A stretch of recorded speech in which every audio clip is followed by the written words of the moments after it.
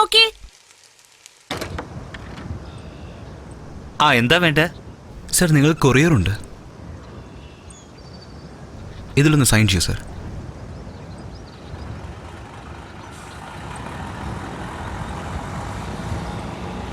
Okay, thank you sir. ഞാൻ വരട്ടെ. ശരി എന്നാ. ഓക്കെ.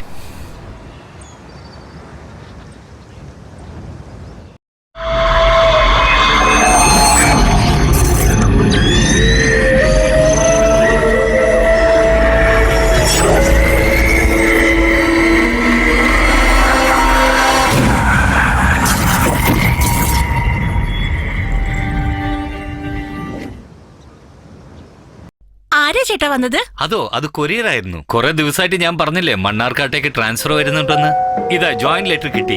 എപ്പോഴും അവിടെ ജോയിൻ ചെയ്യേണ്ടത്? നിനക്ക് ഓക്കെ ആണെങ്കിൽ നാളെ തന്നെ നമുക്ക് ഇവിടുന്ന് പുറപ്പെടാം. എത്ര പെട്ടെന്ന് കഴിയോ അത്രയും പെട്ടെന്ന് വന്ന് ജോയിൻ ചെയ്യുന്നു പറഞ്ഞു കഴിഞ്ഞു. വേഗം പാക്ക് ചെയ്തു. എന്റെ ചേട്ടാ ഭയങ്കര ബോറാ. ചേട്ടന് പോസ്റ്റിംഗ് കിട്ടിയതിൽ എനിക്ക് വളരെ സന്തോഷമുണ്ട്. പക്ഷെ നിങ്ങൾ രാവിലെ ഹോസ്പിറ്റലിൽ പോയി തിരിച്ചു വരാൻ നിങ്ങൾ വളരെ വൈകില്ലേ? ഓ അതിനെന്താ, അത് പിന്നെ എനിക്ക് കമ്പനിക്ക് ആരും ഉണ്ടാവില്ല. നീ എവിടെ പോയാലും 5 മിനിറ്റ് കൊണ്ട് ഫ്രണ്ട് ആകും. അതുകൊണ്ട് നീ ഒന്നും വിഷമിക്കണ്ട, വേഗം റെഡി ആയിക്കോട്ടെ. എന്താ വല്ലാത്തൊരു മണം വരുന്നുണ്ടല്ലോ. ഗ്യാസ് ഒക്കെ പൂട്ടിയിരുന്നു? പൂട്ടിയിട്ടാണല്ലോ വന്നത്. അല്ല, എന്തോ മണക്കുന്നുണ്ടല്ലോ. വാ പോയി നോക്കാം.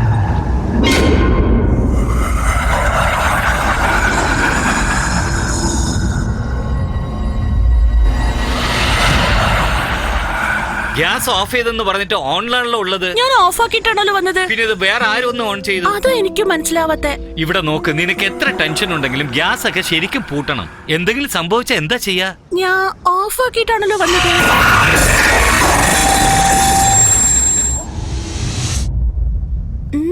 എനിവേ, ഞാൻ പോയി രാജേഷ് സാറിന്റെ ലെക്ചർ അറ്റൻഡ് ചെയ്തേ പറ്റൂ.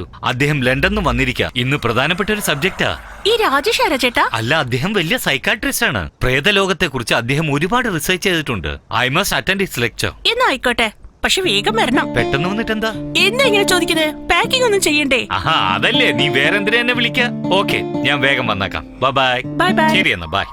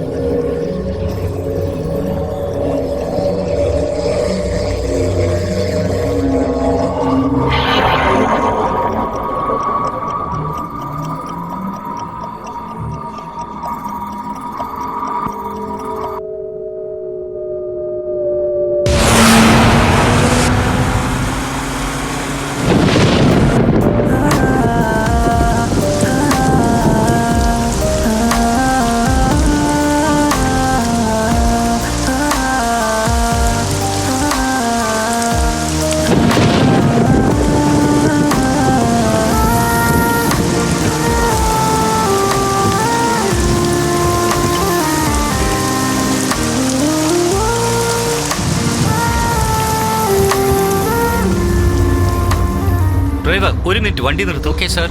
എന്താ പറ്റി? അതാ അവിടെ കണ്ടോ, ഏതോ ഒരു പെണ്ണിന് സുഖമില്ലെന്ന് തോന്നുന്നു. അതാ അവര് കൊണ്ടുപോകുന്നു. എന്ത് ചേട്ടാ, ഇപ്പൊ അത് ആവശ്യമാണോ? നീ ഒന്ന് മിണ്ടാതിരിക്കും. ഡ്രൈവർ, വണ്ടി ഒന്ന് സൈഡാക്കും. ശരി സർ.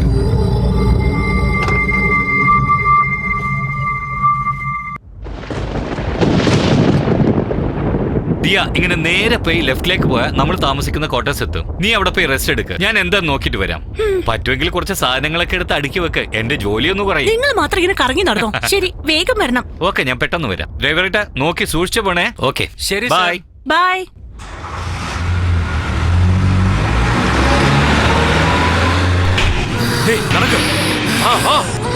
നടക്കാനല്ലേ പറഞ്ഞത്?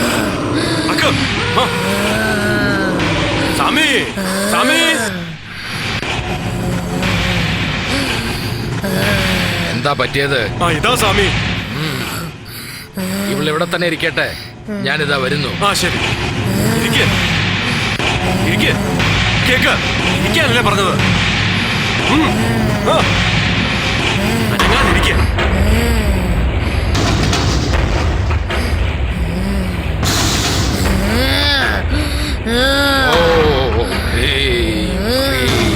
മഹാലക്ഷ്മി, മഹാകാളി, ദേവി മഹാമായി, നീചശക്തിയിലെല്ലാം നിന്ന് പോകട്ടെ. ഓ നീചശക്തിയെ ഉടനെ ഇവിൽ നിന്നും അകന്ന് പോ. പോകാൻ. ഓ പോകാനാ പറഞ്ഞത്. എന്താ ചേട്ടാ ഇത്രയും പെട്ടെന്ന് ട്രീറ്റ്മെന്റ് ഒക്കെ കഴിഞ്ഞോ പേഷ്യന്റിന്റെ? ട്രീറ്റ്മെന്റോ? ഞാൻ പോയ സ്ഥലം തന്നെ വേറെയാണ്. ഒരു ഡോക്ടർ ഡീൽ ചെയ്യേണ്ട കാര്യം ഒരു മന്ത്രവാദിയുടെ കൈ കൊടുത്ത് കൊളവാക്കിയിരിക്കുക. പാവം ആ പെണ്ണ് മെന്റലായിട്ട് അപ്സെറ്റ് ആയിരിക്കാണ്. ഇവൻ പ്രേതബാധയെന്നും പറഞ്ഞ് ചൂലുകൊണ്ട് അടിക്കുന്നു. അവക്ക് താനെ ശരിയാവും. പാവം. വിദ്യാഭ്യാസം ഉണ്ടെങ്കിലല്ലേ ഇതൊക്കെ മനസ്സിലാവൂ. നിങ്ങൾക്ക് വിദ്യാഭ്യാസം ഉണ്ടല്ലോ, നിങ്ങൾ പറഞ്ഞു മനസ്സിലാക്കിക്കൂടെ? ഞാൻ പറഞ്ഞ ഉടനെ അവര് മനസ്സിലാക്കും. അവര് ചൂലും ചെരുപ്പം കൊണ്ട് അടിച്ചുകൊണ്ടിരിക്കുകയാണ്. അതിനിടയിൽ ഞാൻ ഉപദേശിക്കാൻ പോയാൽ എന്താകും? ആ പെണ്ണിന് കിട്ടിയ അതേ അടി എനിക്ക് കിട്ടിയാലും അതിൽ അതിശയിക്കാനൊന്നും ഉണ്ടാവില്ല. How disgusting. Hello doctor sir, നിങ്ങൾക്ക് ക്ഷമ വളരെ അത്യാവശ്യ. ക്ഷമയുണ്ടെങ്കിൽ ഏതൊരാളെയും കീഴ്പ്പെടുത്താൻ പറ്റും. അതൊക്കെ വിട്ടുകളാ. വീട് എങ്ങനെയുണ്ടോ? നീ ഒന്നും പറഞ്ഞില്ലല്ലോ. വീട് വലുതായിട്ടുണ്ട്, പക്ഷേ ബെഡ്റൂം തീരെ ചെറുതായി പോയി. ചെറുതാണെങ്കിൽ എന്താ, മാഡം ബെഡ്റൂമിൽ വോളിബോൾ കളിക്കാൻ പോകണം. വോളിബോൾ കളിക്കുന്നോ ഇല്ലയോ, പക്ഷെ ബെഡ്റൂം വലുതായിരിക്കണം. I C. ശരി, നിന്റെ ആഗ്രഹപ്രകാരം ബെഡ്റൂം വലുതാണെന്ന് തന്നെ വെച്ചോ. വേറെ എന്ത് കളി കളിക്കാന്ന് പറ. അതൊക്കെ പറയാൻ പറ്റില്ല. എന്നോട് മാത്രം പറ. എന്ത് കളി കളിക്കാം പറ. അതൊന്നും പറയാൻ പറ്റില്ല. എന്നോട് പറയില്ലേ? പറയാൻ പറ്റില്ലെന്ന് വെച്ചാ പറയാൻ പറ്റില്ല. സാരമില്ല, ഒരു പ്രാവശ്യം പറ. ബാഡ് ബോയാ, എനിക്ക് പറയാൻ മനസ്സില്ല. ശരി വിട്. സോനാലി. ഈ സോണാലി ആരാ? നീയാണ് എന്റെ സോനാലി. ഞാൻ സോണാലിയോ?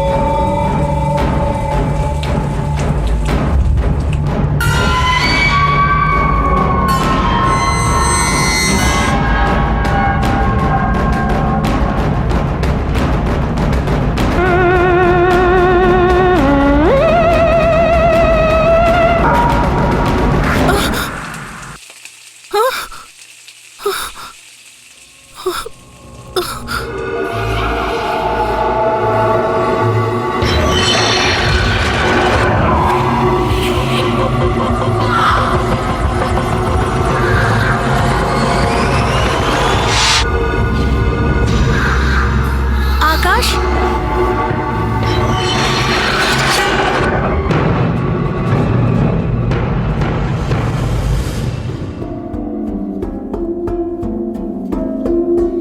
ആകാശ്,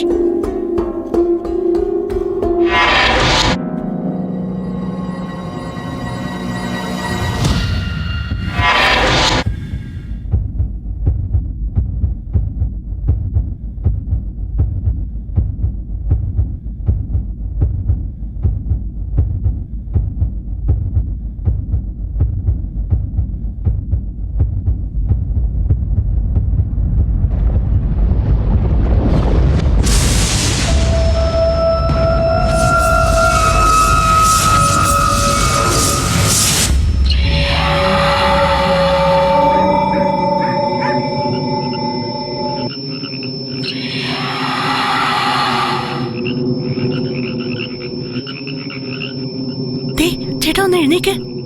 ആരും നടന്നു പോകുന്ന പോലെയുണ്ട്. കാലുണ്ടെങ്കിൽ എല്ലാരും നടന്നല്ലേ പോകൂ. കളിക്കില്ലേ, ഒന്ന് എഴുന്നേക്കല്ലേ പറയുന്നേ.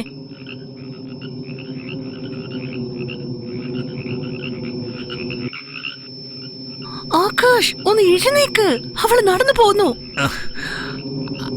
ആരാടി അവള്? അറിയില്ല, നിങ്ങൾ തന്നെ നോക്ക്. ആരായിരിക്കും? ഇവിടുന്ന് ശരിക്ക് കാണുന്നില്ല. വാ പുറത്തു പോയി നോക്കാം.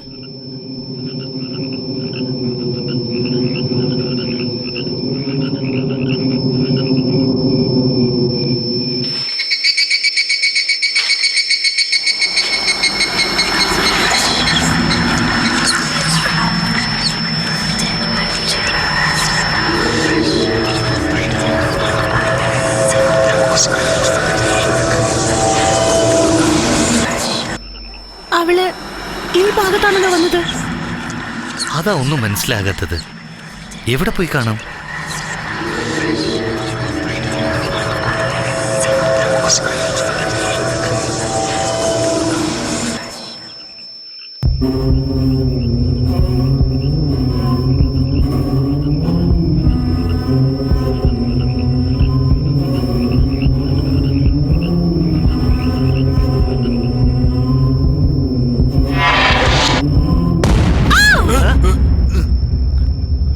ഞാൻ കമ്പൗണ്ടറാണ്. ധനപാലൻ, എന്താ ഈ സമയത്ത്? ദിയ, ഇത് നമ്മുടെ കമ്പൗണ്ടറാണ്. ഞാൻ ആകെ പേടിച്ചു പോയി. അല്ല, നിങ്ങൾ ഇവിടെ ഒരു പെൺകുട്ടിയെ കണ്ടിരുന്നോ? ഏത് പെണ്ണ സർ? അതാ എനിക്കൊന്നും മനസ്സിലാകാത്തത്. തലമുടിയെല്ലാം അഴിച്ചിട്ട് ഇങ്ങനെ നടന്നുപോയി. സർ, രാത്രി സമയത്ത് ഇങ്ങനെ പുറത്തേക്ക് വരാൻ പാടില്ല. എന്ത് വേണമെങ്കിലും ഇവിടെ സംഭവിക്കാം. ഞാൻ നിങ്ങളുടെ നല്ലതിന് വേണ്ടിയാ പറയുന്നത്. നന്മയ്ക്കോ? എന്താ പുറത്തു വന്ന എന്താകും? ആദ്യം നിങ്ങൾ വീട്ടിലേക്ക് വരൂ, ഞാൻ വിശദമായി പറയാം. ശരി, വാ.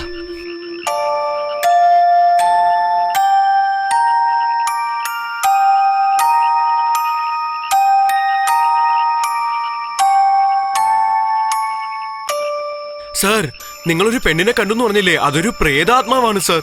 തീയിൽ വീണ് ചത്തുപോയ ഒരു പെൺകുട്ടിയുടെ ആത്മാവ്. അതിന്റെ ആത്മാവിന് ശാന്തി കിട്ടാത്തത് കൊണ്ട് അത് ഇവിടെ തന്നെ കറങ്ങി നടക്കുകയാണ്. എന്ത് ആത്മാവോ? What rubbish! അങ്ങനെയൊന്നും അല്ല സർ. ഞാനും ആദ്യം ഇതൊന്നും വിശ്വസിച്ചില്ല. പക്ഷെ ഇവിടെ നടന്ന സംഭവങ്ങൾ കാരണമാണ് ഞാനും വിശ്വസിച്ചു തുടങ്ങിയത്. അങ്ങനെ വിശ്വസിക്കുന്നതാണ് നിങ്ങൾക്ക് നല്ലത്. അതെല്ലാം കളി ധനപാലൻ. നിങ്ങൾ നാളെ രാവിലെ ആസ്പത്രിയിലേക്ക് വരൂ. Okay sir. അല്ല, ഹോസ്പിറ്റൽ ക്ലീൻ ചെയ്തിരുന്നോ? അതൊക്കെ ചെയ്തു സർ. വൃത്തിയാക്കി ഇട്ടിരിക്കുകയാണ്. ഞാൻ ഇറങ്ങാണ് സർ. വരട്ടെ. ശരി, എന്നാ പോയിട്ട് വരൂ. വാ ദിയ.